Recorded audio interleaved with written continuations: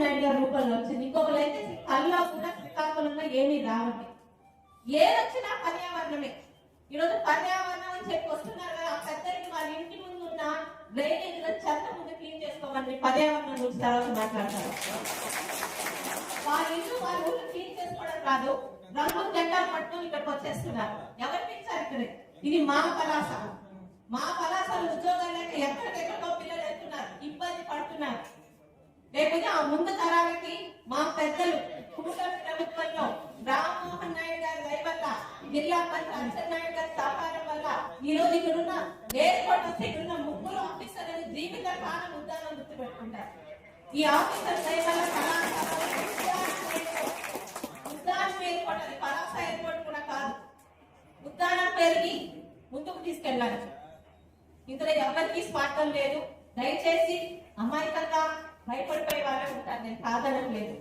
ఎవరికి పూర్తిగా భూములు పోయిన వారికి ఏ విధంగా మళ్ళీ ఆ దగ్గరలోని భూములు వచ్చి వాళ్ళ భూముల ధరలు వెళ్ళే గారు జాగ్రత్త తీసుకున్నారని సాక్షాత్ ఈరోజు క్యాబినెట్ మంత్రిగా ఉన్న మన అచ్చెన్నాయుడు గారిని చెప్తున్నారు. మన జిల్లాకి నేను ఎమ్మెల్యే నుంచి చూస్తున్నాను, కలెక్టర్ గారు కానీ, జేసీ గారు కానీ, ఎస్పీ గారు కానీ ప్రతి నిమిషం అందుబాటులో ఉంటూ ఇబ్బంది లేకుండా డెవలప్మెంట్ అంటే అదే ఈరోజు మనకు ఆర్ఓపి అవుతుందండి. ఆర్ఓపి కావాలని అందరూ కోరుకుంటారు కదా, రైల్వే స్టేషన్ దగ్గర అంత ఇబ్బంది అవుతుందని. మరి ఆర్ఓపి రావడానికి అసలు 150 మంది ఇల్లు షాపులు కోల్పోయిన సంగతి మీకు తెలుసా? వాళ్ళ ఇల్లు ఇవ్వమంటే ఈరోజు ఆర్ఓపి రాకు, ఎప్పుడు అక్కడ అదే ఇబ్బందితో అందరూ జీవిత కాలం పలాస ఉన్నంత కాలం ఉండేవారు. వాళ్ళు అర్థం చేసుకున్నారు, వాళ్ళకి స్థలాలు కేటాయించాం, కాంపన్సేషన్ ఇచ్చాం. ఈ రోజు ఆర్ఓపి రామ్మోహన్ నాయుడు గారి దయ వల్ల 48 కోట్లతో వచ్చే ఉగాది రోజు అలాగే ఆఫ్షోర్ మాట వింటనే ఉన్నాం మనం. పలాస మండలంలో 7 గ్రామాలు త్యాగం చేసి వాళ్ళ ఊర్లు వదిలేస్తే ఈరోజు పలాస, వజ్రపుకొత్తూరు, పలాస మున్సిపాలిటీకి సాగునీరు ఇబ్బంది లేకుండా కాబోతుంది. మాకెందుకు వజ్రపుకొత్తూరుకి నీళ్ళు వచ్చినా రాకపోయినా నా 7 ఊర్లు ఈరోజు ఇల్లు ఇవ్వకపోతే ఆఫ్టర్ ప్రాజెక్ట్ రాదు.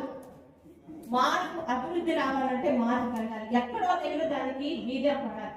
ఎందుకు ఇంత బాధపడుతున్నానంటే రామ్మోహన్ నాయుడు గారు ఉండడం వల్ల ఈరోజు పలాసలో ఉద్దానం ఎయిర్పోర్ట్ రాబోతుంది. దయచేసి ముందు తరాలు కూలీలుగా ఉండకుండా మనం కూడా కొంతమందికి ఉద్యోగాలు ఇచ్చే స్థాయిలో 2 ఎకరాలుగానే ఉండిపోకుండా వాళ్ళకి ఒక 3 అంతస్తుల బిల్డింగ్ తో పాటు వాళ్ళ పిల్లలు తరతరాలుగా అక్కడే ఉండాలనుకున్న స్థాయిలో ఉండాలనుకుంటే దయచేసి ఎయిర్పోర్ట్ కి సహకరించండి. రెండోది చాలా మంది చెప్పారు, కొబ్బరి చెట్లు వేసి